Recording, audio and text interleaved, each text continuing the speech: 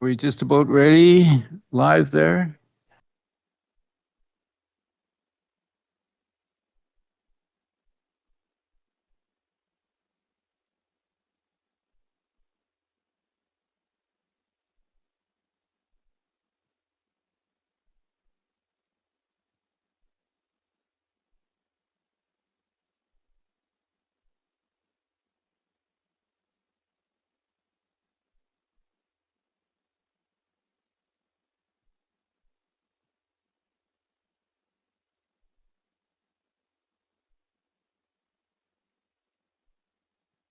Well, welcome to our regular council meeting, Thursday, May 16th, 2024. I'd like to acknowledge we're holding this on the traditional lands of the Kalama Nation. And we're going to start the opening of our council meeting with announcements. And we'll start with Councillor Palm. No announcement this evening, Your Worship. Councillor Elliott. I don't think I have any announcements. Okay. Councillor Southcott. Thank you, Worship. I'll just mention that today is Moosehide Day. I understand from a provincial memo that came out. It's a movement that started back in 2011 after a father and his daughter were hunting and got a moose up north, and knowing the story of the Highway of Tears, cut the hide up and started handing out little bits and pieces of it as a memorial to murdered and missing women, particularly Indigenous. There have been about 2 million of those now handed out, so it's a highly worthwhile movement, and I just wanted to honor that. And I forgot mine tonight, sitting on my desk somewhere. Thank you. Councillor Almeida.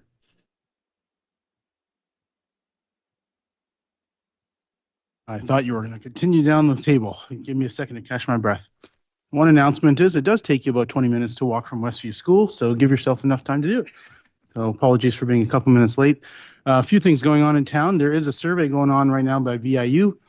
You can catch it on their website, pr.viu.ca. They definitely want some engagement from the community, so take a moment to do that. And a few events happening in the next week or so. On May 22nd at James Hall, there's a performance from opera to Broadway featuring Walter Martella. I'm sure you can get information on the Academy of Music website. May 25th, there's a game between Villa and the team from Campbell River. And in June, since our next meeting won't be there, June 1st is the Chamber Golf Tournament. You can get information on the Chamber website. June 2nd is the Rotary Bike Rodeo that's being held at the First Credit Union parking lot, which leads into Go by Bike Week, which is happening, hosted by the QRCA, June 3rd through 9th. So a few events that are happening in the next couple weeks. Thank you. Councillor Isaacson.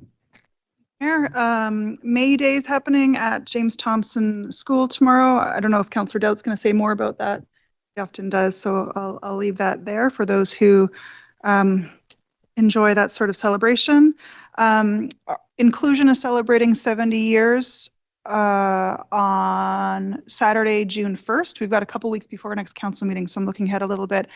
They're having a 50s themed event, and I believe it starts at noon or 1, but you've got some time to figure out the details. But June 1st in the afternoon at the Arc, there is a 50s themed celebration, 70 years for inclusion, Paul River.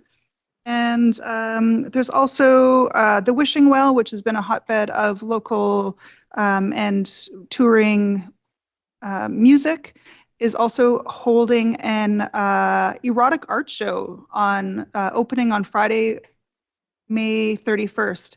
And so if that's your sort of thing, then there's a place to check it out. Councillor Dout.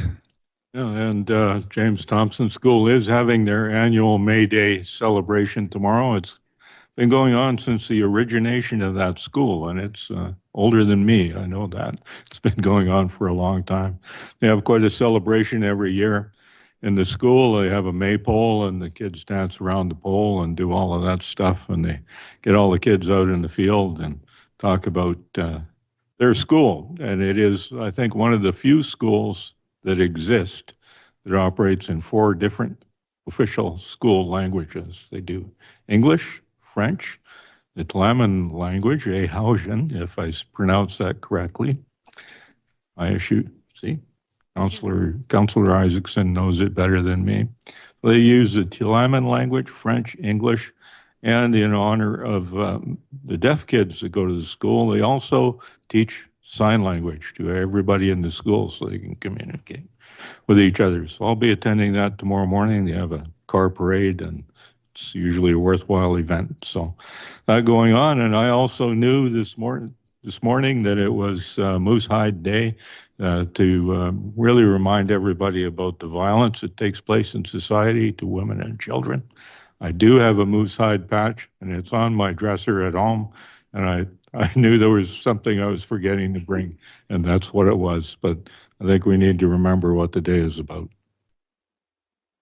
Thank you. Mayor, Yes, 2 things I forgot. go ahead. Thank you. There's a movie screening at the library this Saturday, or next Saturday afternoon, the 25th, called Unarchived. It's an award-winning National Film Board film. And the description is, in community archives across British Columbia, local knowledge keepers are hand-fashioning a more inclusive history. And following the screening, there will be a Q&A with anthropologist Dr. Imogene Lim, who is involved in the creation of the film. So that's happening on Saturday, May 25th from 1 to 4 at the library. And then also tomorrow is the International Day Against Homophobia, Biphobia, and Transphobia. And as we are heading into Pride Month next month, always a reminder to focus on inclusion and creating a society where everyone can be celebrated. Thank you. Thank you. May 25th, we have the cadet review in Powell River, and it's 1 o'clock at the Timberland Barracks. So those are the announcements. We'll move now to the adoption of the agenda. Yes, Councillor Palm. Moved. Seconded. All in favor? Thank you. And to the adoption of the minutes, first of all, the minutes of the regular council meeting held May 2nd.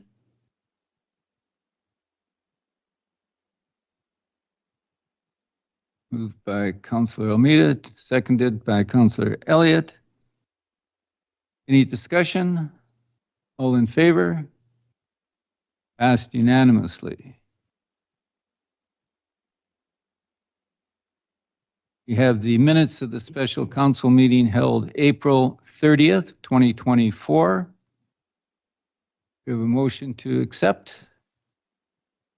So moved. Moved, seconded by Councillor Elliott. Any discussion? All in favor? Passed unanimously. We'll now move to item 4, which is delegations. 4.1 is Mr. Vizzutti. Hope I pronounced that right.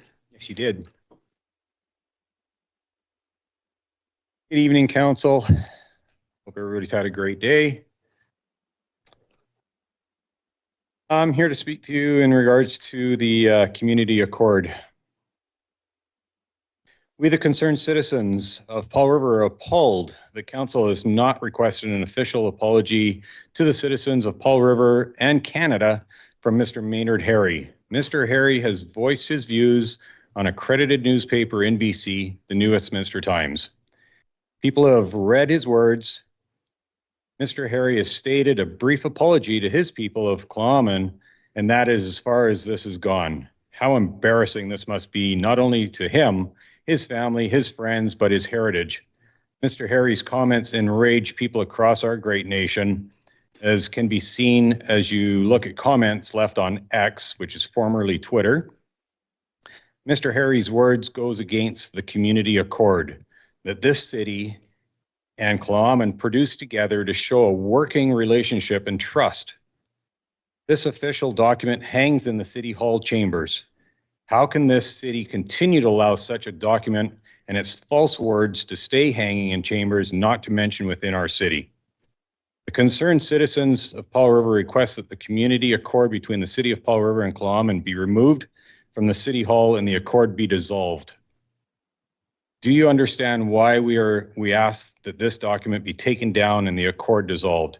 This document is a false contract between the two groups. It is very obvious to many in the city that Tla'amin intentions are far more invested than just truth and reconciliation. Could it be about money only? It is obvious that their intentions may be more than finding a happy medium between themselves and the city of Paul River. We feel that their intentions are to harm, belittle, degrade, humiliate, and put in our place and finally erase. Point of order, Chair. We have a respectful workplace policy. When you say port of order, you then remain quiet, That's not true, Mayor. and then the chair asked you why you have asked for a point of order. So I'm now asking you, what is your point of order? We have a respectful workplace policy that requires us to avoid language that results in a negative or hostile environment based on a number of factors, and including ethnicity and a number of other things. And so the speculations and accusations against the Tla'amin Nation are unwarranted. I think it's possible for Mr. Vizzutti to make his concerns about the community accord known without bringing those accusations into his words. Okay. I'm going to rule that Mr. Vizzutti can continue. You now have 7 minutes and 47 seconds left. Chair? Yes. I'm challenging the chair's ruling, and I agree with the point of order that the previous speaker has made. All right. We now are going to have a vote on the point of order. And for clarity, I'm going to ask the corporate officer what she has noted that the basis of the point of order is.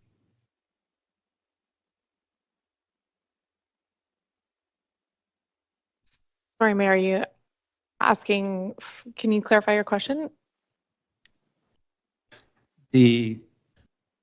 Just so before we vote, I want all of council to understand what is the basis of the point of order that was raised. Then we can discuss the majority accept this, what in fact this means in terms of a delegation. If I may refer to Councillor Isaacson to repeat what her point of order request is. Okay, Councillor Isaacs.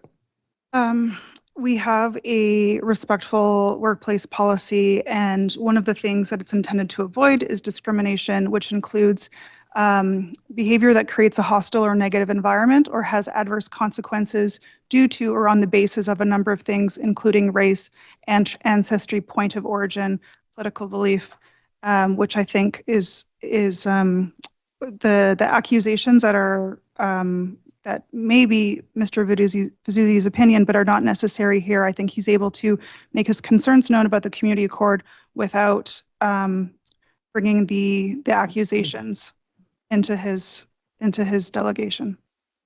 For greater clarity, can you provide those words for us? So just to be clear, the community charter chair says that on appeal by a councillor member, which Councillor Dowd just did, the question as to whether the chair should be sustained must be immediately put to vote by the presiding member and decided without debate. So I don't think any more words are necessary. All right, we have a call for the point of order. Those that believe it is a legitimate point of order. Chair? Yes, Councillor Dowd. Councillor Isaacson has just read from the community charter. The question is, shall the chair be sustained? The chair ruled that there was no point of order and Mr. Vizzutti could continue. I challenge the chair. The question is, should the chair be sustained? Yes or no? Should the chair be sustained?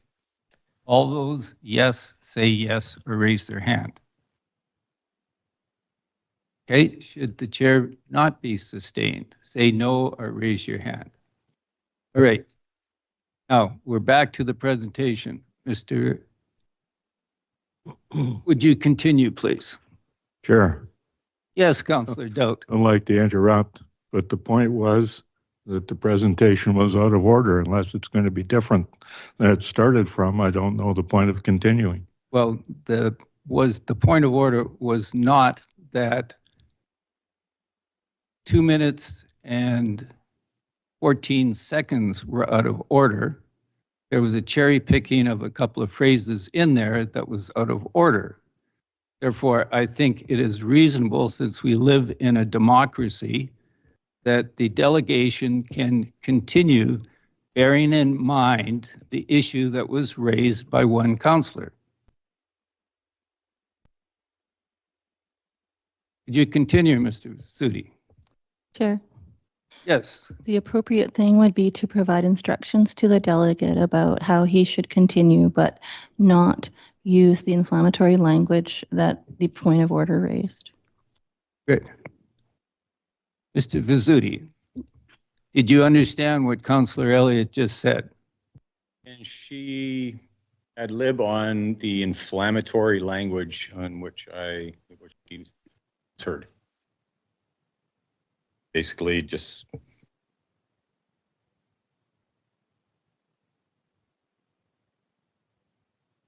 Apparently not.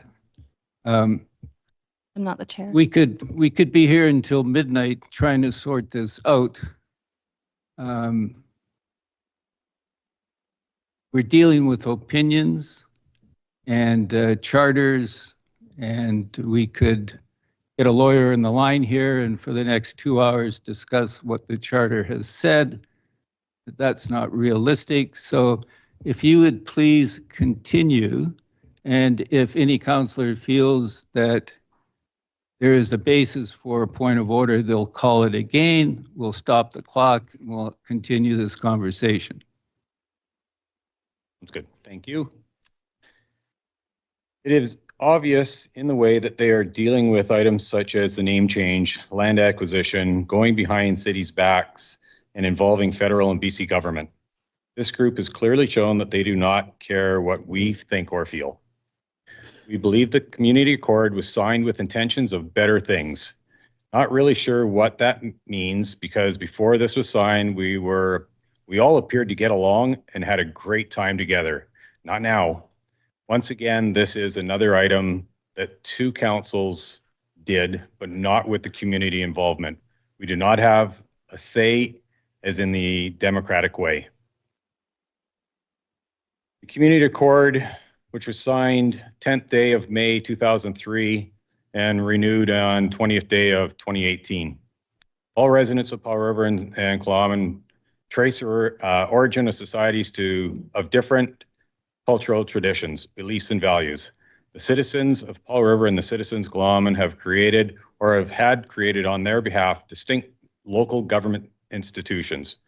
Powell River and the Killaman deem recognition, understanding the foundation of their community's common good. Paramount is the respect for the appreciation of each other's diverse backgrounds.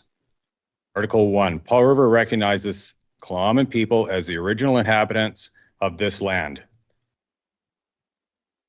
We feel this is not true according to historical evidence. Acknowledges Killaman's traditional territory. We do not.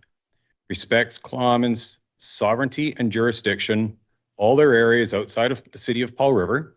We have inherent right for self-government with the Haggis and Killaman government as the governing authority. Killaman recognizes, acknowledges, and respects Powell River as a duly and properly constituted municipal government established under the provisions of provincial law and having all of the authority and responsibility of the BC municipality. Killaman and Powell River each have distinct authorities and responsibilities towards their citizens, and residents and acknowledge that the interests of all persons living in these communities are best served by working together in a spirit of cooperation. This is what we've added in. This last bit is definitely not true. Tla'amin has definitely shown that they do not respect Powell River, the City Council, or the residents of Powell River. When this latest document was signed in 2018, Tla'amin knew what their intent was regarding the city name. Tla'amin signed knowing that they were going to attack and push for a name change to what they want. Tla'amin will not be satisfied until the City of Powell River has been erased. Does that sound? Point of order, Chair. Okay, sorry, wrong word. Okay, just a second. We have a point of order. Same as last time, language that creates a hostile or negative environment based on a number of factors, including race, ancestry, and place of origin.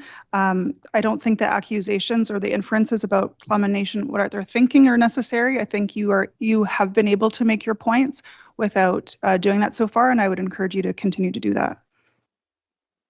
Thank you. I'm just going with the accord and putting in how we see things. Does that sound like what this document says regarding respect? Article 2. The first principle of cooperation between Tla'amin and Powell River shall be the mutual respect and recognition. What mutual respect? The second principle of cooperation shall be the reciprocal consideration of common ground and common interests in all dealings between the communities. Tla'amin continually does harming and disrespectful things towards the City of Powell River and its citizens. Let's start with calling us subhuman. The community agreed that Tla'amin, Sure. Article 3. Sure. Just a second. Are you suggesting a point of order there? I am Out? I am raising a point of order. Well, then say point of order. Shout it. Relax. I'm Out relaxed. all night. You're giving us all the specifications and how we should do things, and then you don't do them. Just raised a point of order, Chair. Well, you say point of order then. That's the protocol. Point of order. Thank you. What is your point of order? The disrespectful language that is being used by the delegation is a suggestion that the Tla'amin Nation has called residents of Powell River subhuman. That's not true. I don't believe it to be true. I put Mr. Vizzutti to proving that the Tla'amin Nation has made that accusation or apologizing for it and withdrawing it. Absolutely, I can get you that proof, no problem. It will not be tonight, but I can definitely get it for you from the source. Is that The source that was speaking for the Tla'amin Nation?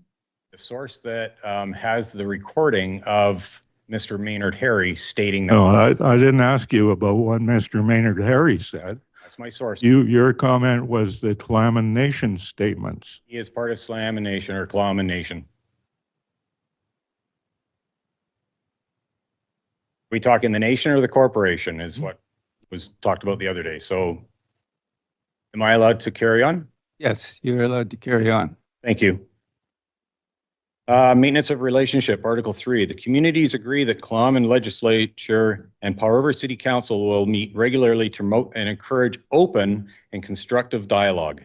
The parties will form working groups from time to time to explore and initiate activities designed to facilitate economic diversification, to protect cultural heritage resources, to promote community growth, to increase investment, and to generate employment.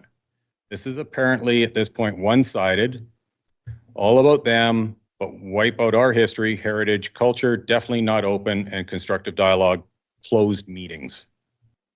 Article 4, inclusion and information on the community at large from time to time, joint meetings of the two governments shall be open to the public to inform, receive community input and feedback.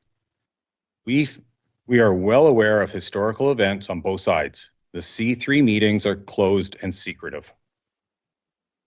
Article 5, both governments are committed to open, frank, honest, and straightforward interaction with each other in order to communicate effectively and avoid conflict. Government is causing a conflict, is what we're saying. Where a dispute between Clallam and Powell River arises, either party may at any time call a special joint meeting to resolve the issue. Where the partners are unable to resolve a dispute, either party may request a dispute resolution workshop. We've added, are we the community? Are we the partners in this dispute? There is a dispute right now. Article 6. This document is intended to be a living document subject to change from time to time. It is time for change now. To reflect the relationship between the parties, there's definitely no relationship now, not from what we've had. Any changes to this document must be mutually agreed to by the parties. Did they mutually advise the city of what they want to have changed? As for one of the members from that original signing from, at the time, Sliammon, Mr. Maynard Harry has shown that his intentions for this document are not quite transparent. This is a man that was on their council at the time of signing, and he represented all the members. This man is still a person who represents what is now Clallam and goes through Canada telling one-sided story. This representative from Clallam has stated in the New West Times that white people are, and I've already said the word and I won't say it again. White people need to acknowledge that their culture is lost. White settlers' culture is a lost culture because nothing good defines white people. Quote, if I insult white people, I don't give a, and I won't say the last word. This man represents Clallam still. And we expect an apology not only to the citizens of Powell River, but to the citizens of Canada. This man has stepped over the boundaries of what he signed as the community accord. In the end, we request and expect this document to be removed from City Hall and the accord dissolved. We feel that the dishonesty Clallam has shown towards the city of Powell River and its citizens is real and growing. Thank you for your time. Concerned citizens of Powell River. Do we have any questions from council? Councillor Elliott. I have no question, just a statement. I'm a member of the city of Powell River. I am incredibly proud of the community accord that's been in place since 2003. I don't see anything helpful or good for a relationship with Coahoma Nation coming out of the delegate's suggestions, and I don't agree with the delegate. Yeah, I think the objective of a delegation is the asking of questions, not to make individual comments on what the delegation has said. Does anybody have any questions for the delegation? Yes, Councillor Southcott. Thank you, Your Worship. Are the concerned citizens of Powell River willing to have discussions with others who don't necessarily hold exactly the same views, but may, in any case, also be proud of parts of what the culture of this city contains? And so the question is willingness to hold discussions, to discuss. Thank you for the question. At this time, I cannot speak for the concerned citizens because I'm just a concerned citizen in the group. But what I can do is I can take it back to the group when they have a gathering, when they get together for their meetings, and I can ask that question and get you an answer. At this point, I can't say. But for myself, talk is always good. Open talk is always good. So my question is, we have a process that Kate Sutherland has introduced into Powell River called Bridging Community Differences. Would you be willing to participate in a Bridging Community Differences session? And speaking for myself, yeah, that's, it's one step to being able to have open discussions, not closed discussions, and be able to talk with people from both sides and be able to lay out views from both sides and yeah, get to the truth. Thank you. Any other questions? Thank you very much. Thank you very much, and go Canucks. Next item is 4.2 and Brian Hasselback.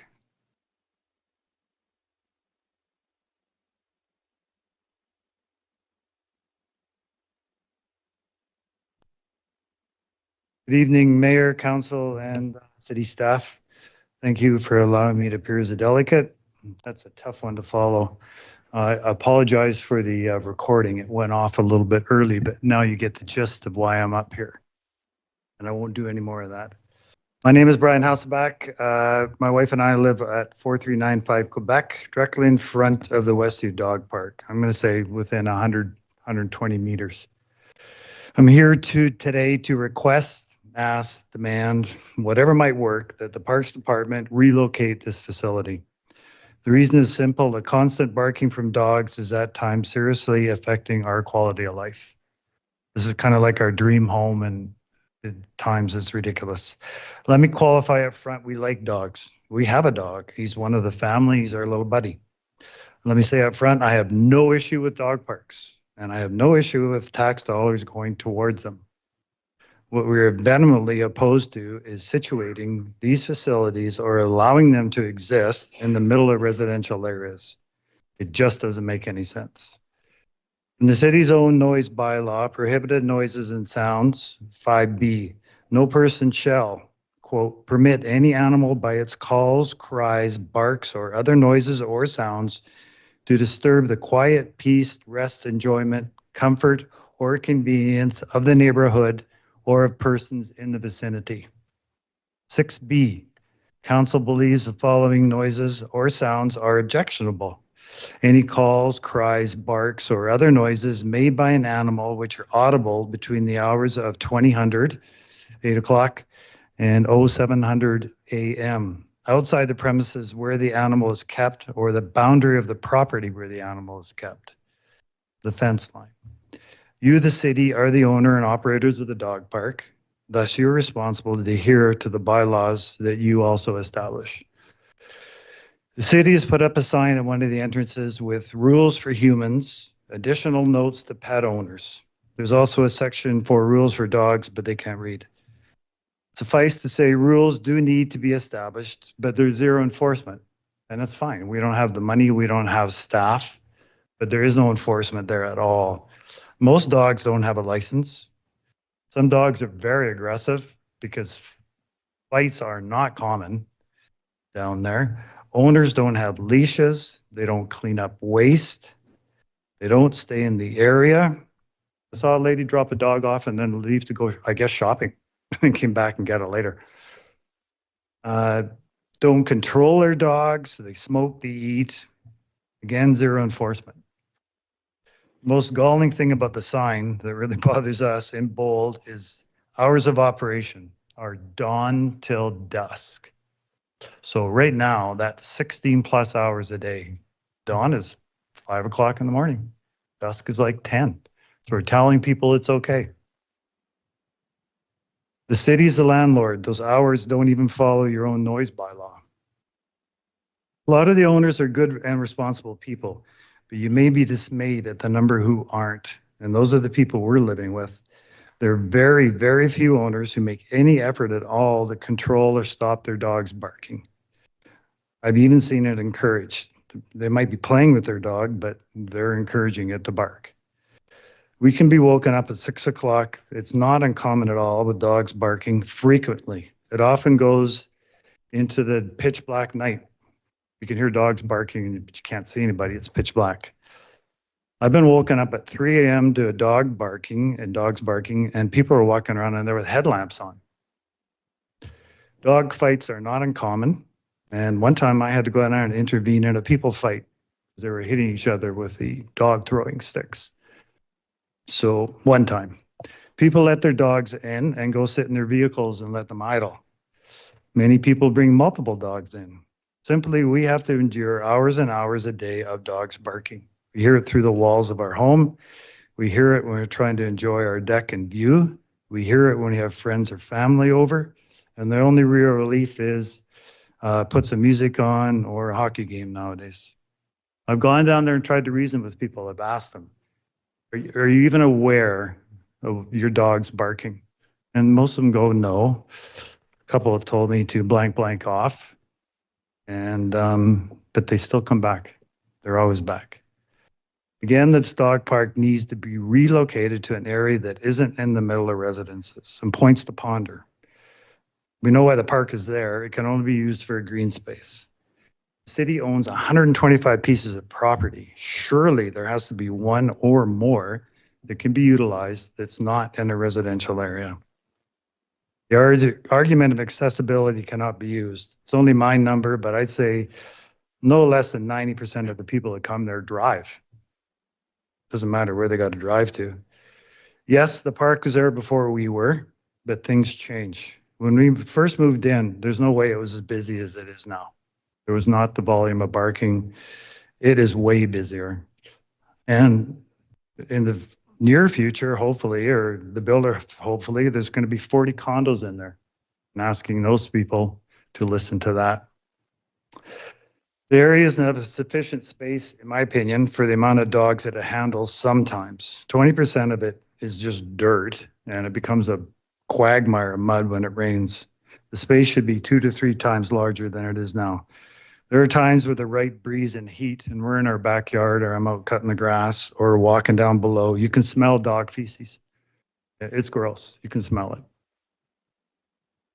We heard from a citizen 2 nights ago at the committee of the whole meeting. She's frustrated with the way the dogs are managed or not managed, and the trash down at the old arena. What a perfect place for a dog park. I went down and looked at it again today. There's a berm almost around 3 sides. It's bigger, ocean view, and there's no residences around there. It's hard for parks, I get it, but the right location with the right facilities has to be properly planned. It's not in the middle of the city. I'd like to ask you folks 2 questions for you to answer. 1, does it make any sense to you to locate a dog park in the middle of a residential area or leave a dog park in the middle of one? And 2, if you had a neighbor, let's say 2 doors away, who had 2 to 12 dogs barking constantly for 8 to 12 hours a day, what would you do? Because that's what we live with. And my neighbors. Some care and some don't.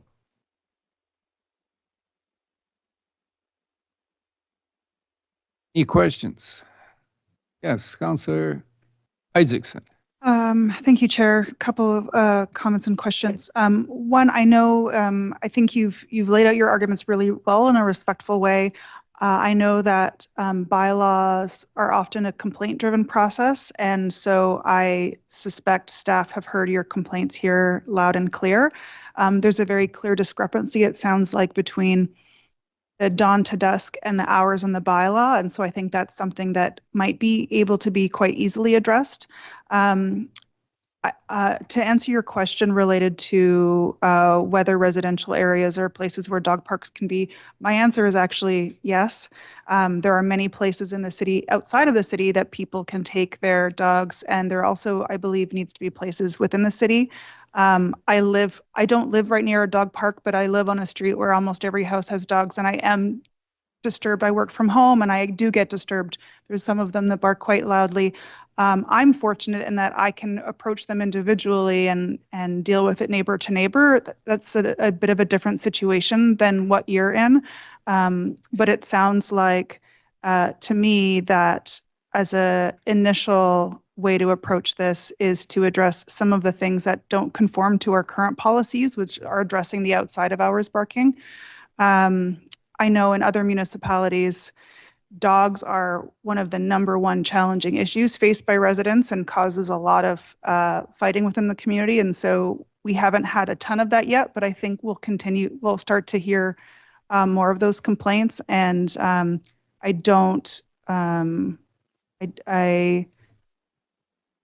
empathize with you, living by barky noises as well. And this is one of those situations where we can't make everyone happy. And so we're going to make some people will be, variety of people will be impacted, dog owners and those that live near dog parks. But I think that staff have heard your complaints loud and clear. And I believe I answered your questions. Okay. Do we have any other questions? Yes, Councillor Southcott. Thank you, Your Worship. I'd be interested in what bylaw enforcement might have to say about this. I'm sure Mr. Hasselback is, you have your, I already filled out the noise log sheet. but you got a whole list. Sorry, sir. I'm wondering if did you provide that to staff? And I'm wondering if maybe we could have a response from bylaw enforcement without having somebody sitting there full time. Through the CAO. I didn't mean tonight necessarily. Through the chair, thank you to Mr. Hasselback for bringing this forward. Staff are aware of this, and this is well timed in terms of us looking at our bylaw services and priorities and resources. So that's something that will be coming back to you.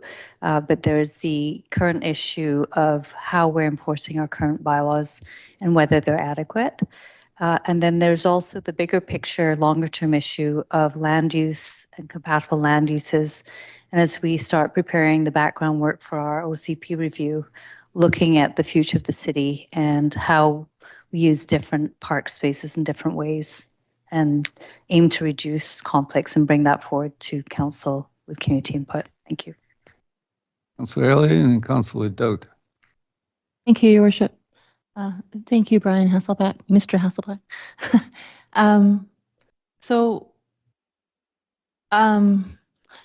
There does appear to be some problems with enforcement, and I'm wondering what our current practices are for monitoring the use of dog parks. So people leaving their dogs unattended should never happen. Things like that sound fairly obvious to most dog owners, but apparently not all. And so my question is, I guess, to staff, what are we doing to monitor the use of our dog parks? Through the chair, I'll pass this over to Director Brett Slaff. But before I do so, I'd like to observe that council will have been recently informed that due to capacity, bylaw services have been transferred currently to the fire department, and they're looking at a review of the priorities, because obviously we have things related to human bylaw infractions as well as those involving animals. So with that, I'll pass over to Director Retzlaff. Through the chair, to be short on this, there is virtually no monitoring. Our park staff on a regular basis can make it to each park. They attempt to make it to each park approximately each week right now in their rotation. Some parks, if there's an immediate concern, they might be able to get to it a little bit more frequently. And in the heavy growing season, mowing season like it is right now, it's about, for some parks, they can't get there for 2 full weeks. We're kind of right in the middle of that right now. So as far as actually sitting and monitoring any of the parks, we currently don't have a practice for monitoring.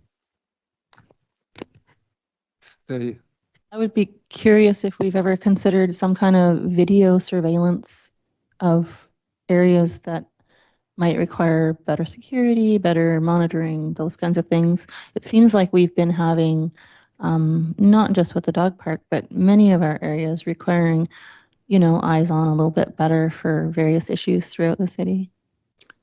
Through the chair, we've had some recent conversations on what that might look like if we were to try to monitor some of these areas. We've got some vandalism challenges in Penticton trails and other areas.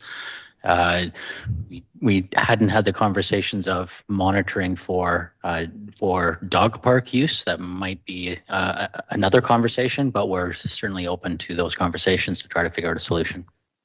Okay, thank you. Councillor Dowd. My curiosity is really a question for staff, or a couple of questions for staff. The first comment I want to make is we have another dog park in town site that is surrounded by homes on all sides. If anything, there's more homes that are close to it than that. And I'm wondering about the number of complaints, other than Mr. Hasselback's, that the city is getting from other dog parks, including this one, about noise. And the other question that you have, the other complaint that you have is about dog droppings and the smell from that. And, you know, is there ever a Parks Department patrol that goes around and checks for the amount of dog feces that are in the different parks and checks on cleaning that up or making sure it's cleared away? Because I agree, it's the same thing as the bench issue. If there's too much dog droppings around, it makes the parks uncomfortable to be in. Through the chair.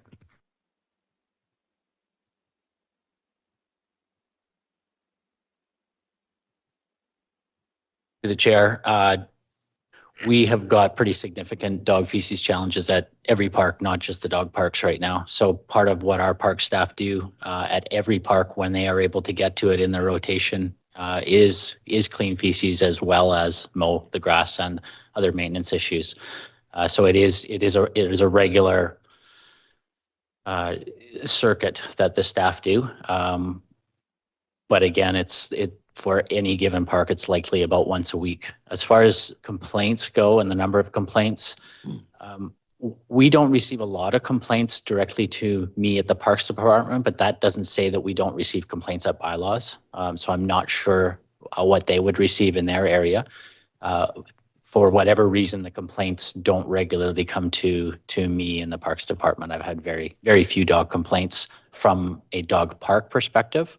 I've heard a lot of incidences of dogs off leash and other dog complaints throughout a range of parks, though. Councillor Palm.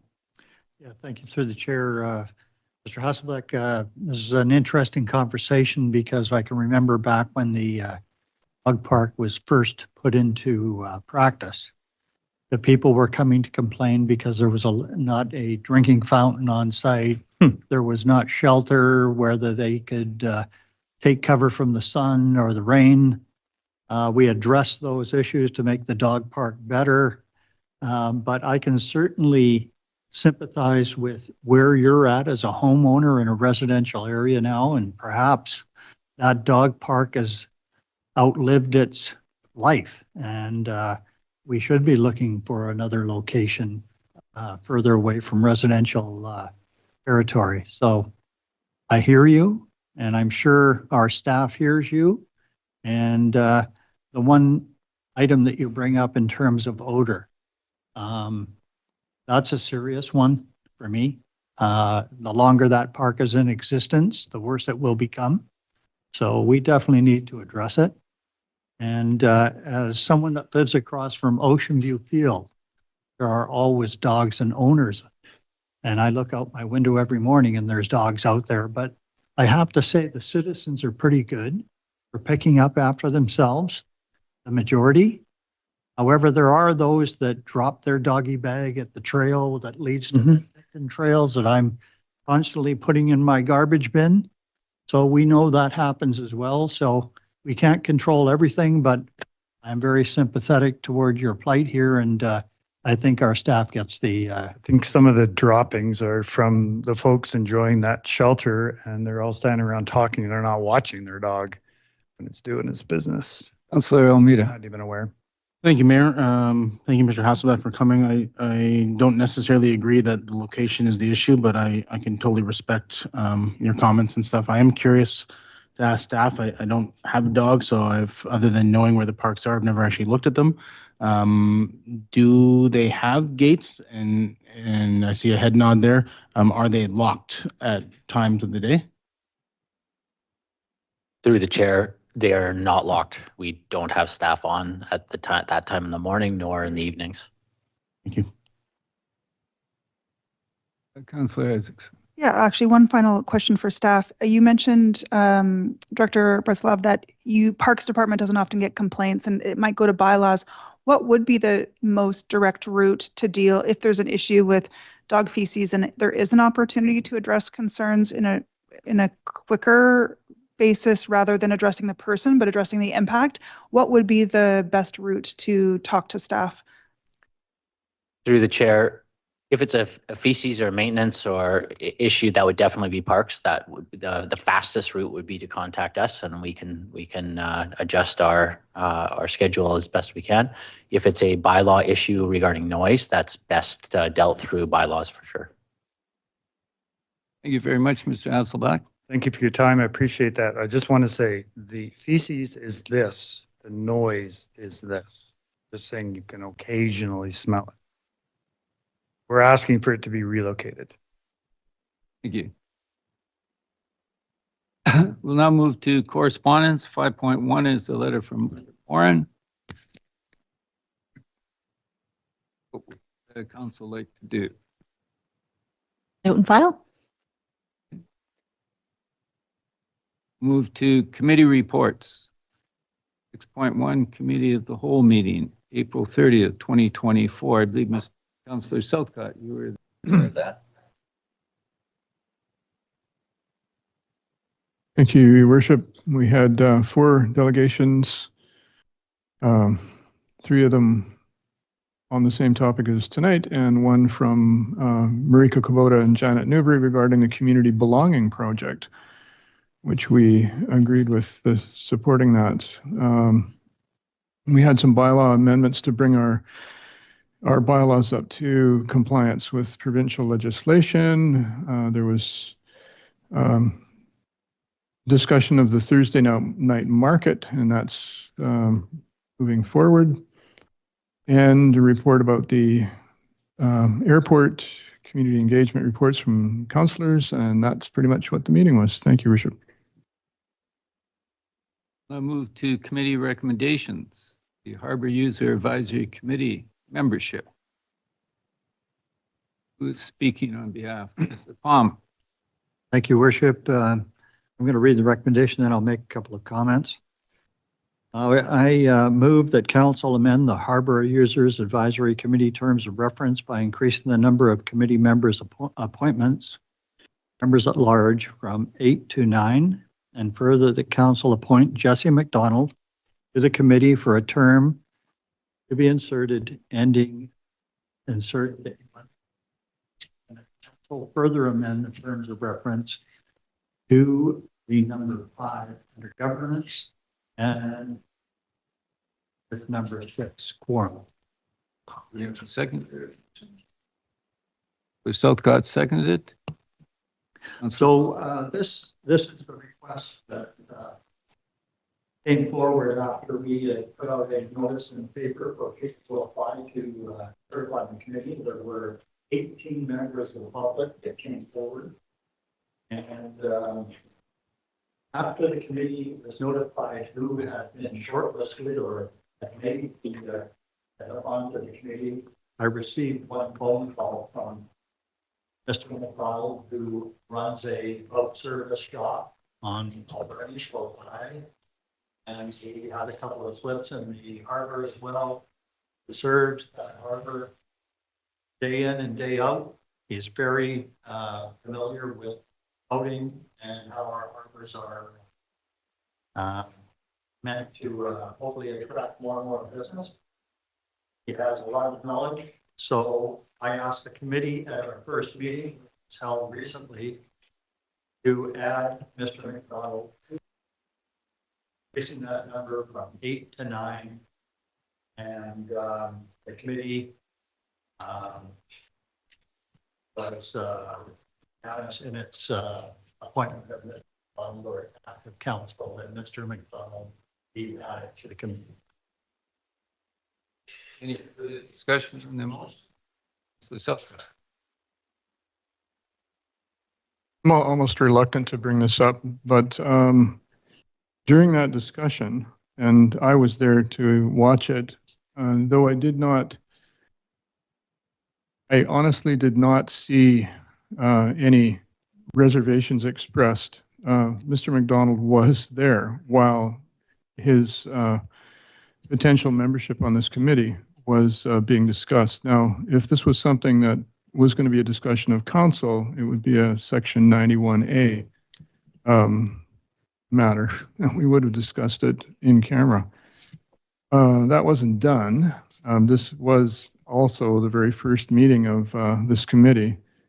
I don't really have any reservations with the resolution, and I also have no reason to think that Mr. McDonald wouldn't contribute to the committee.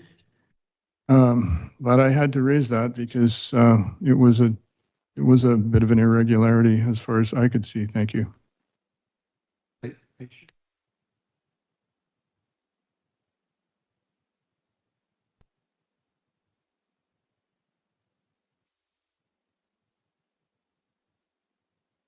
Stating it to be. That's why we considered it. That's all I needed. Thank you, Chair. I think to Councillor Southcott's point, to have a vote about someone with that person in the room is not necessarily the way most votes would go for most organizations, is I think what Councillor Southcott was mentioning. When we discussed this council, this committee rather, the original decision was to have a committee of 6 members of the community. Due to the volume of applicants we received, we decided to increase that to 8. And then we had a further discussion after that 8 about increasing it beyond that, and it was decided to keep it at the 8. We could have easily made it a committee of 18 and accepted everyone that applied, because many of them had a lot of the credentials that Councillor Palm talked about. Mr. McDonald, I don't know Mr. McDonald personally. I have no qualms about him. I think he would be a valuable asset to the committee, but at the same time, I could say that about the 10 other people that we said no to. So just on that basis, I feel like the committee is just getting started. There's no reason at this point to need another member other than for the sake of someone feeling that they should be on the committee. I know he's always welcome to contribute through letters and being in attendance. I just don't see a point to increase the committee when we just started it. Just for clarity, Councillor, do you sit on that committee? I do not. Thank you. Councillor Elliott. Thank you, Your Worship. I'm going to speak in favor of the motion. I recall the conversation that we had at council, and one of the things that we suggested to the chair, Councillor Palm, was that the committee themselves could make recommendations to council about what they wanted. And it sounds to me like they're following that process. They've discussed it as a committee and they're making a request of council. And I'm seeing no reason why we could not approve the request of the committee to make changes that they would like to see, if it does not hinder the process in any negative way. So having said that, I don't think we want to see them back asking for another extension of numbers before they get into doing the work that they're there to do. It is very early, so it's not going to impact the group to bring in another member because they have just barely formed. And I think if the committee feels it's valuable, then I'm going to support what they want. Thanks. One question for the chair, maybe for staff. I had hoped to watch this meeting, and it seems like I'm wondering if the committee meetings get televised, or is there a way to participate in the meetings if I'm not physically present? Because my understanding they're also not in, like I'm wondering how members of the public can participate, because I think they're up in the committee room as well. Through the chair, they're not currently televised, and Ms. Laporte can speak. If you would like to see that arranged, I think that's something we can do. It's kind of not related to the motion on the table, so maybe I can follow up with folks. Sorry, Mayor, just a correction. They are streamed live. They're just not recorded. So the link is on the agenda. So that's what we've done for committee meetings. You can join the meeting remotely. So any member of council or the public, they're just not recorded to go back to.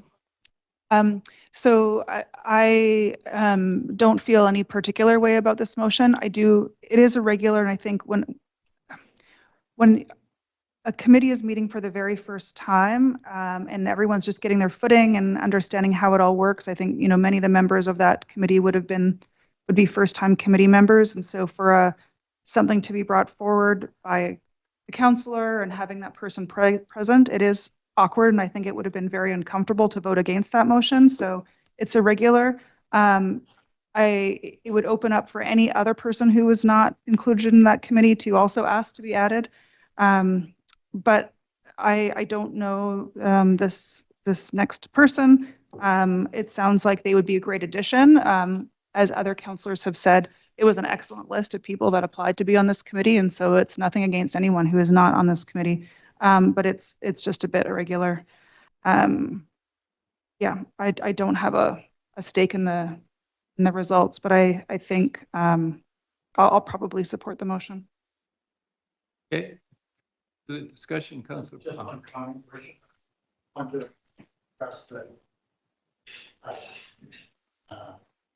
I've only received the one. Someone did.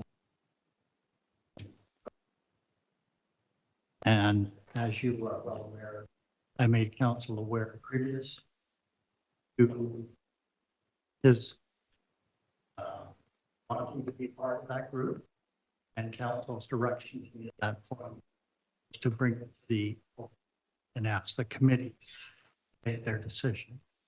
I think the committee has made a decision. Thank you, Your Worship. We have a motion on the floor. All in favor? Opposed?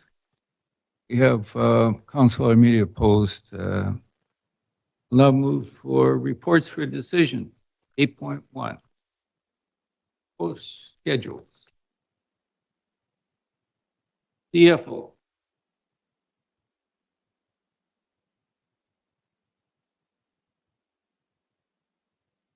Good evening, Mayor and Council. Presenting the 2025 5-year financial plan and 2025 property tax rate schedule for consideration. And I know this comes right on the coattails of the 2024 plan. And it's not just because I'm super enthusiastic about budgets, which I am. It's I think because it's fresh in our mind, and you know, I want to be sure to give council time to consider you know, how the flow of the last schedule went and how we might want to approach next year. I want to start by pointing out that this schedule will change. It will change. There's a lot of unknowns at this point, and so it's meant to be kind of a guiding document. The earlier we know when draft 1 is acceptable to be delivered, the earlier we can establish internal deadlines for staff, because the budget, of course, is a cross-corporate effort. So this document, it will be revisited and updated as we get more information throughout the year. So this is just, by all means, a starting point.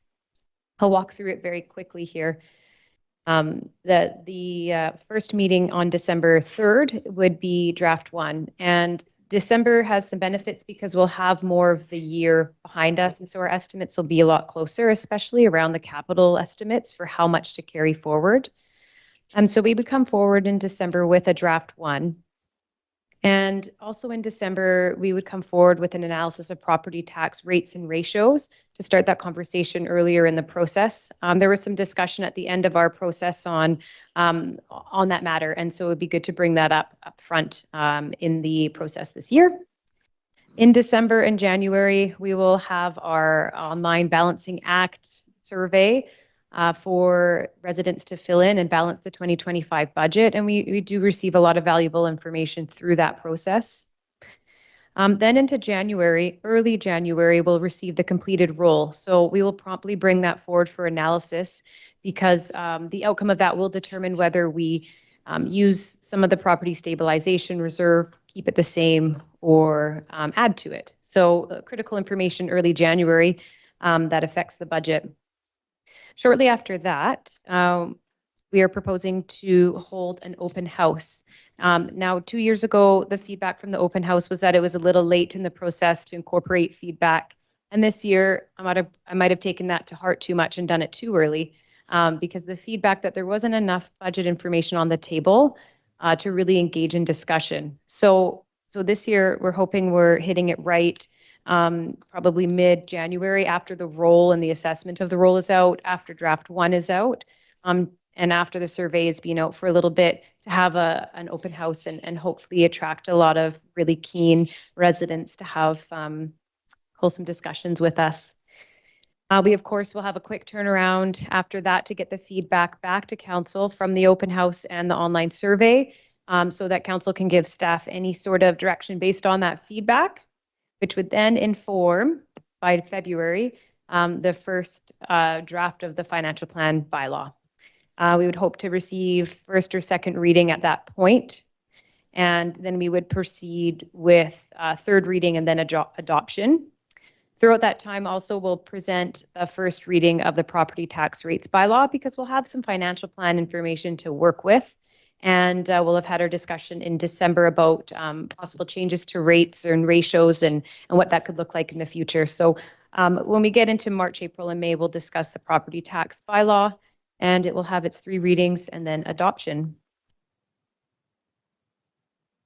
So this report is simply asking for council to approve this schedule as our starting point. And there's a second recommendation as well, that the City of Powell River 5-year financial plan bylaw 2742-2024 form the basis of the first draft of the 2025 to 2029 financial plan, adjusted for improved estimates from new information arriving in 2024. And so that basically is just helping staff give some guideline for draft 1. We presume that the starting point for draft 1 is the current bylaw, because it's a 5-year plan. And then we roll in new information that we receive in 2024. But I just wanted to put that out there explicitly, so we knew our starting point for December was what was aligns with council's objectives. With that, I'll open the floor to questions, and thank you for your time. Councillor Doat. Looking at the schedule and how we've done it in previous years, going back a couple of years now, we were doing some of the stuff that's scheduled in December, in September of the year, talking about council's target tax rate increases and assessment targets and things like that. We were doing that with the first discussion, not in May, but in August, and then discussions through September and October about tax rate targets and spending targets. And now in this schedule, it doesn't start until December 3rd. That kind of matches what we did in 2023, because the schedule we had got delayed. And we ended up starting to have the serious discussions around Christmas time. But you think there's time to actually start seriously discussing the 5-year financial plan in December, if we start doing it on this schedule and getting it done on time for the finalized dates, because it hasn't been easy to do that before. Through the chair, my preference would be to do a fall budget. We received such critical information in January that could take the budget so many different directions. And so if we were to bring forward a draft, say I know we would meet in August to talk schedule, so I'm bumping that up to May. And then we would generally come back late October to bring a draft 1. If we bring a draft 1 in October, so much will change by January, which is what the thought was. If we bring it in December, we have more information on how the year has gone, so our starting point will be more robust. And then in January, once we receive the completed roll, we'll have a lot more of a better idea of where we're going. These are unique years where the roll really affects the impact on an average single family dwelling, because we're looking at potential shifts in the property tax burden. We're not only looking at property taxes increase, but major shifts in the burden. And so I know council is very keen to ensure they have all the information before things are set. Because we already have a 5-year plan, so we already have our 2025 year laid out, and that will be our starting point. What I would present to you in October will only just be more refined in December. The big question is going to be, what are we going to do when we find out what the completed roll shows in January? So I thought would just give us a smaller change between draft 2 end of January and beginning of February, which is the earliest we can get it out after the completed roll, in October. I just felt that gap was so big, and that wasn't very valuable.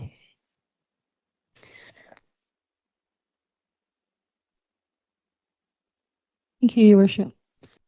So I can appreciate that this budget year is unique in that we are expecting some assessment changes to the mill lands is basically what you're talking about. And without knowing what that would be, it's really difficult to have information that people can rely on in order to provide proper feedback.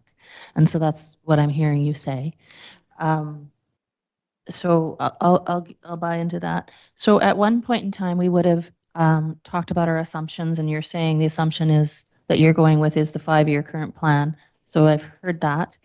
And sometimes there's a spot where we look at change requests if you want to do something different than what's in the current plan, and I don't see it in the schedule.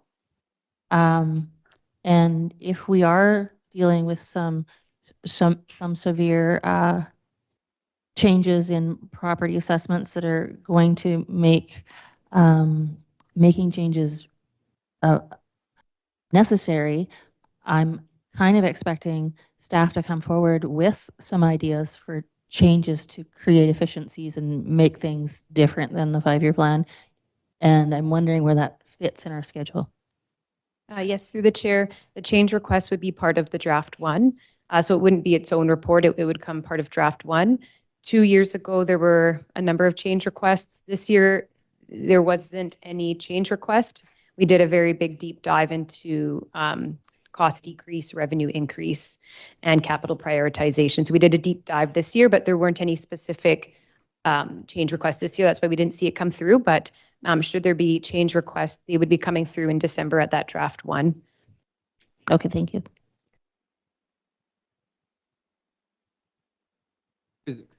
Thank you, Mayor. Similar notes to Councillors Dowd and Elliott. I understand the rationale for the late start because in these years we have some really big unknowns that only come clear in the new year. But even before that, though, generally things start in the fall and wrapped up still towards, March, April, May. I'm aware that there are other communities, for example, Squamish. They start adopting their financial plan in December, like it's all wrapped up before the end of the year. And so I'm wondering, can you see a time where it might be able to bump things up earlier so that, for example, capital projects can start in January with the full confidence that council has approved that 5-year plan? I'm curious what you think about that and how we compare to other communities. Yes, through the chair, you've picked a great example. Squamish is kind of the gold standard, and I'm quite close with the CFO there. And that's where I would like to take our budget schedule. They do adopt it end of December, and they do an amendment first thing in January for their carry forwards because they don't quite know yet what the carry forwards are at that point. And it's a very sleek process. And if we weren't faced with such critical information beginning January, that's what I would be proposing. I think it's best practice. And so that's where I'd like to see our city going as well. Yeah, just looking through it and thinking about all the various outcomes and what people might be assuming that isn't on the list. Okay, I see a financial plan draft 1 in December 3, 2024. The next step is there is not a financial plan draft 2, 3, and 4. Those don't show up on the schedule. Next thing that shows up after financial plan draft 1 is the financial plan bylaw first and second readings.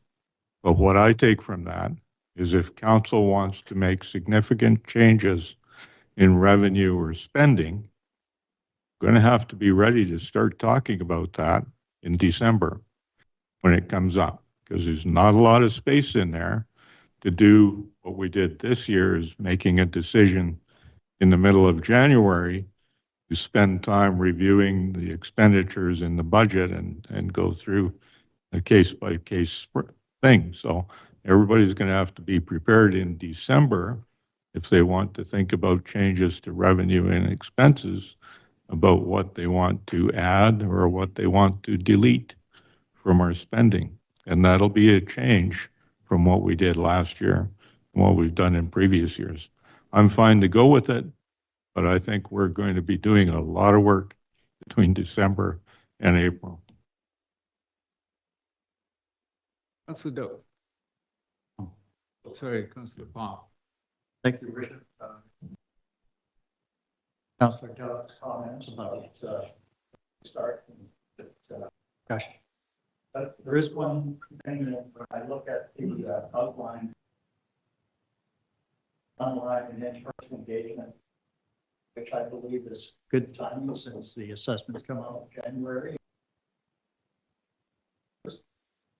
That I believe I'm correct when I say our on numbers were a little low usual this past year, and I hope that those improve next year. But I would also like to stress that I believe we need a more robust public engagement, bring people to the door, not just 10 or 12 through the door of the complex and the popular. I think it's time that council is on stage explaining the community in terms of our overall budget. And I'd stress the key go forward basis. Thank you. Okay, Councillor Armida. Thank you, Chair. Yeah, I think I concur with Councillor Dowd and Elliott. I was looking back at our notes from last year when you came to us in August. We started draft 1 in November.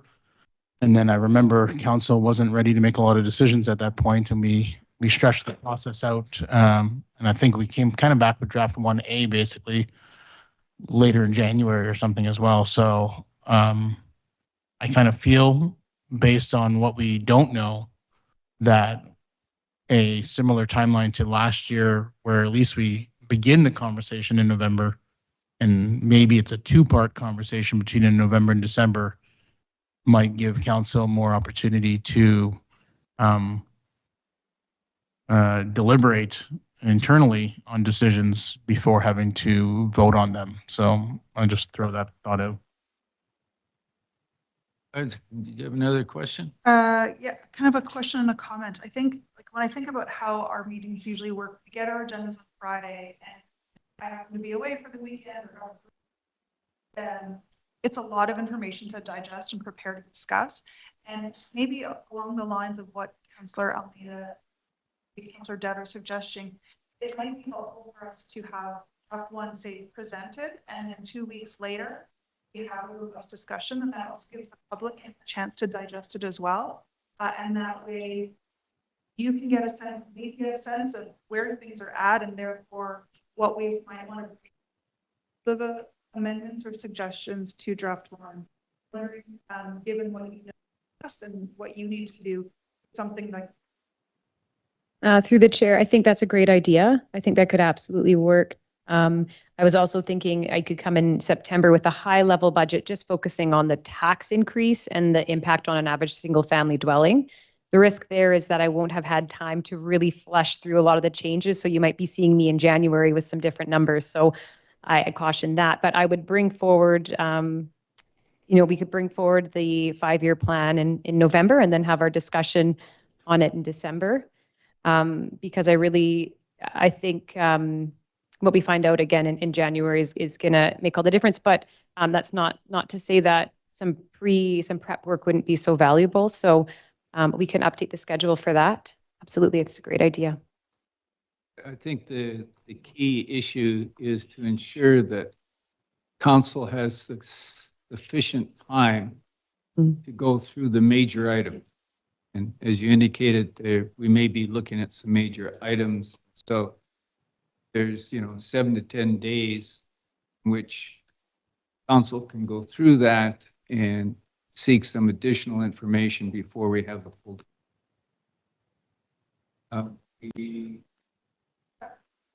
Do I need to make a motion in order for you to change that, given that right now it's suggested that the proposed appendix be approved as attached, right? Through the chair, yes, please, to amend the recommendation would be very helpful. Thank you. Okay, so maybe I'll move that the proposed 2025 to 2029 financial plan and 2025 property tax rate schedule attached as Appendix A to the May 16th, 2020 report to council be approved with an addition of a financial plan draft 1 discussion in October or November.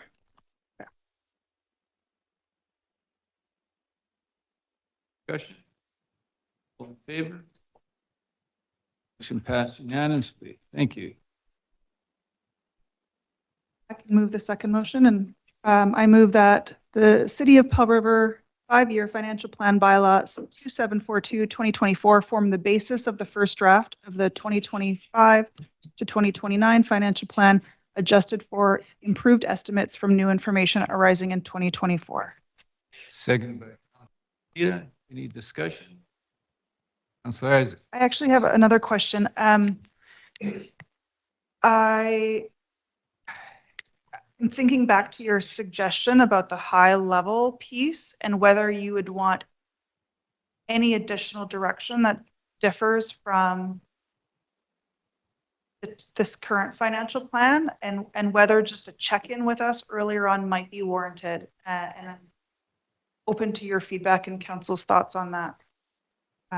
So, I mean, I guess we would still be, you would start this work, but you could still check in with us. I'm not sure what would make sense and whether you need any further direction. Through the chair, I also think that that could be valuable to do a check-in. I think that what we're going to be faced with in the fall is, if we want to try to go into January as prepared as possible, we'll need some scenarios. And so what I think we could do in September is talk about some high-level scenarios of what we might see in January. And then we can kind of go over scenario A, B, and C, and then council can have discussions and brainstorming sessions on, in each scenario, you know, what sort of approach would we be taking. And so to do some scenario discussions would be probably a valuable exercise in September. I don't think council will be, like I said, ready to make big changes until we know in January, but that's not to say that doing that homework before would be very valuable. So we could do a check-in in September. Hey, this is the bylaw. This is the, you know, the property taxes are currently scheduled to decrease by, I think, 0.7% in 2025, because we don't have the collection of the property tax stabilization reserve contribution. And then here's the next 4 years. This is what it looks like for an average single family dwelling and a business. Here's what we're seeing for inflation in 2024, that sort of thing. And then we can talk about possible scenarios for what we see in January and what that could look like, and what council would want staff to do in each of those scenarios. So follow up, do you need an amendment then to this, or what we even just passed? Through the chair, we could add that amendment in there as well to be specific, and then I can update the schedule accordingly. Maybe does it work to say and adjusted for feedback from scenarios given early August or September 2024? Through the chair, I would say September. Yeah. High level budget discussion September.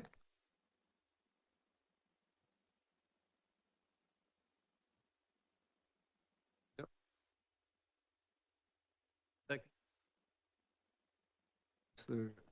Second discussion on the favor. Yep. I'm not entirely sure what the amendment is or does. So I'm a little fuzzy on what you're doing, and Yes, the corporate officer would read it amended. Through the chair, so we are the amendment that Councillor Isaacson proposed is to amend the previous motion to add. No, it's to amend. Councillor Isaacson, yeah. Oh, You read it the way you've got the amendment in it now. So we read out and seconded recommendation 2. And so the amendment would be after adjusted for improved estimates from new information arising in 2024. And actually, now that I think about it, is that's not sufficient? Well, it doesn't make a ton of sense. That's the doubt. Perhaps we should think about this and come back after some thought and some looking at the calendar and looking at what's on the table and make a motion that everybody understands. Might be a good idea to postpone this decision. It's what I'm saying. Is there a consensus to postpone this decision? Board?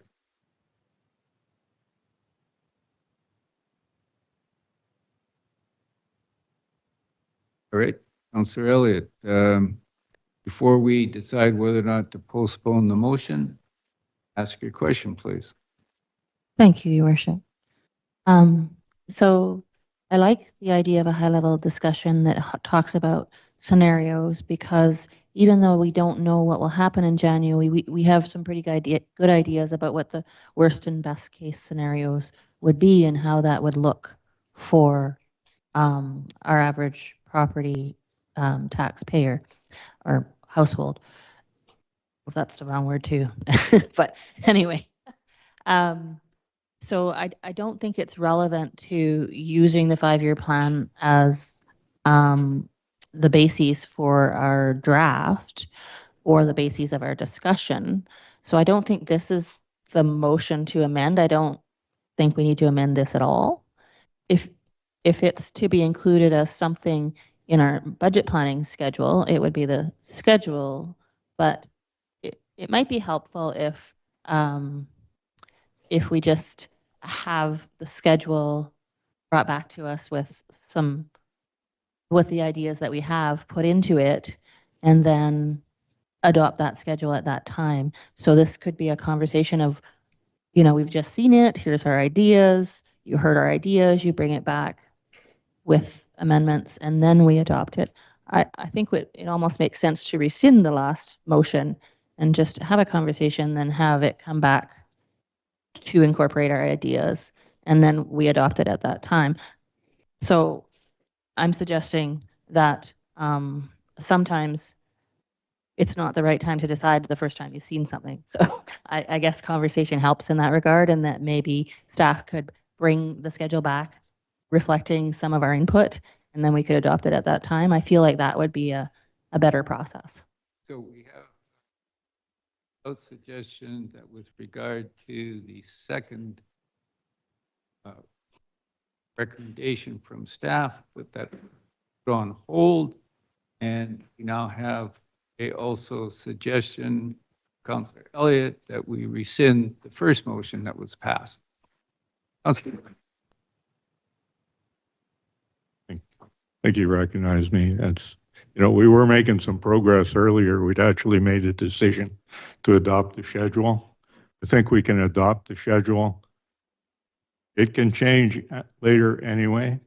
There's nothing carved in stone about it. We've changed schedules before. I'd be quite happy to have this in the minutes as having been adopted. My suggestion is exactly what we want to change about the bylaw, to make sure we have the bylaw motion, to make sure we have a review earlier, is something we don't need to decide today. We could spend some time soberly and quietly thinking about what we want to do, remembering that September is a very busy month. We'll be changing meeting schedules, or have already changed them, to deal with the UBCM. So all I'm saying is we should accept the fact that we've passed the first half of this motion and take some time to think about the second half, which is the bylaw that's going to be the basis for what we do on December 3rd. It's quite a while from now. Lots of time to think about it. So just want to clarify where we're at. Has my amendment been seconded? Okay, so I suggest that we all vote to defeat that amendment and then go back to the original motion. And I would suggest passing it as Councillor Doubt just suggested for number 2. okay. All in favor of the amended motion? Opposed? Eat it. Great. So the original motion stands as read, as recommended in the agenda.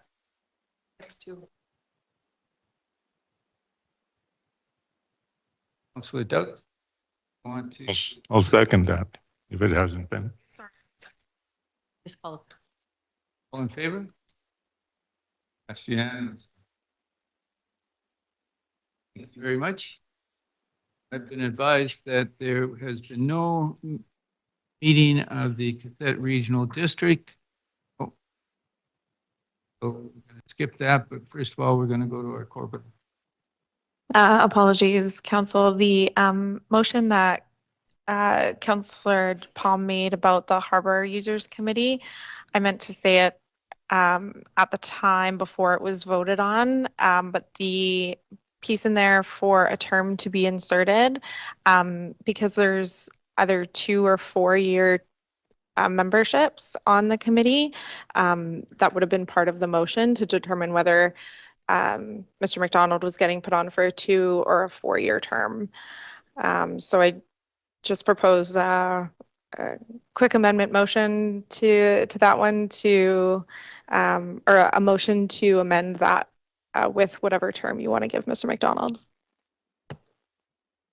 So through the chair, you'd like specific number? Through the chair, yes, whether we give him a 2 or a 4 year term, yeah. That would be a 2-year. Seconder for the minute, Councillor Elliott. Any further discussion on the amended motion? All in favor? Passed unanimously. Thank you. Thank you, Corporate Officer. Great. We will now go to questions. Mr. Galinsky.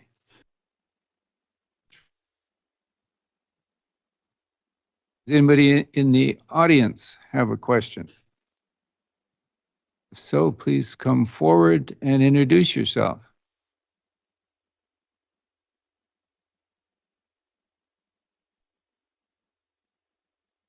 Hi, good evening. I thought you were going to do the report, so I wasn't quite ready. It's Sherry Burton. So my question this evening relates to agenda item 4.1. I'm really just seeking clarification because I'm trying to better understand points of order and community charter. So Robert's rules regarding raising a point of order states it doesn't need to be seconded, it isn't debatable, can't be amended, decided by the chair, and can't be reconsidered. So my question is, what section of the community charter overrules a point of order decision by the chair? I have it here. Councillor Isaacs. Yeah, it's section 132 of the community charter? Yeah, part 2. It reads 132? 132 part 2. On an appeal by a councillor member or from a on an appeal by a council member from a decision of the presiding member under subsection 1, the question as to whether the chair is to be sustained must be immediately put by the presiding member and decided without debate, which is different than some rules of versions of Robert's rules, which allows for debate on that, but not within the community charter. Okay, because when I was reading, because I thought that might be the section you're talking about, and I thought it was relating to other, general voting, when you're voting on motions and things like that. I'm respecting the silent protest this evening. I very much appreciate a silent protest, but the standing up does result in blocking the view for other gallery participants. So I'm just wondering if there could be some kind of a code that if there's going to be a silent protest like that, it not block the view for the other gallery participants.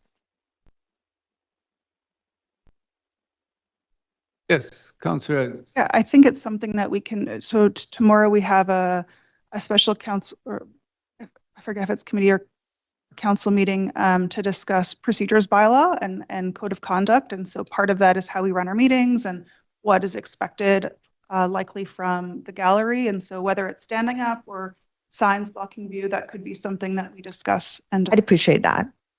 My last question this evening is with respect to. If I could interrupt for a second. Sorry. Councillor Doubt. Sorry. Just want to be clear, when the public asks a question and a councillor replies, the reply is that councillor's opinion, not the opinion of council. I want to be clear on that. because every counselor at the table might have a completely different opinion on the response to the question. So, And thank you, Councillor. Thank you, Councillor Doubt. Continue. I have one more question. It's with respect to agenda item 4.2. Has a warning sign been posted for the dog park users with respect to the environmental concerns in that area? Through the chair to the speaker, no, it has not. We are following current legal guidance on this, so thanks for your patience. Okay. Thank you. Thank you. Any additional questions? Yes, please come forward, introduce yourself. My name is Miel Creasy. I didn't plan on coming here tonight as I had children in activities, but I've been hearing a lot about the meeting that took place on Tuesday and what Mr. Vizzutti and Ms. Sparks had to say. I finally got a chance to watch their moments tonight while I sat in the parking lot while my son did jiu-jitsu. And by the time I got here, I was shaking. I'm not really sure how this anti-Indigenous and residential school denialism is being entertained and allowed to continuously take up space at these meetings. It's hate speech. I feel for my friends and family in Tallman, and it's disgusting to hear what they had to say. And handing out that book the other night. So I guess I'm wondering how much longer, Ms. Sparks and Vizzutti and people that are blatantly denying residential schools are going to be able to take up space at these meetings. I guess the simple answer is that in a democracy, which we are, we have protocols and delegations. And for individuals who apply to be a delegation, then our corporate officer puts those on the delegation. Councillor Doubt, did you have additional comments? I have my own comments to make. And we have, actually, council has a meeting tomorrow, and then tomorrow afternoon, council is going to be discussing our procedure bylaw. And council's procedure bylaw talks about delegations, what's required to be a delegation, how one can participate as a delegation, the expectations of an individual, and what limitations, if any, there are. We don't have many or any limitations. Basically, right now, you ask to be a delegation, and you come and you say what you want. Okay, I'm hearing what you've said. I've seen a couple of letters in the last 2 days. There are people who are concerned about delegations coming over and over to speak about the same thing over and over again, and whether or not we want to, as a council, create rules for delegations that make them more amenable to what people would like to see the time used for.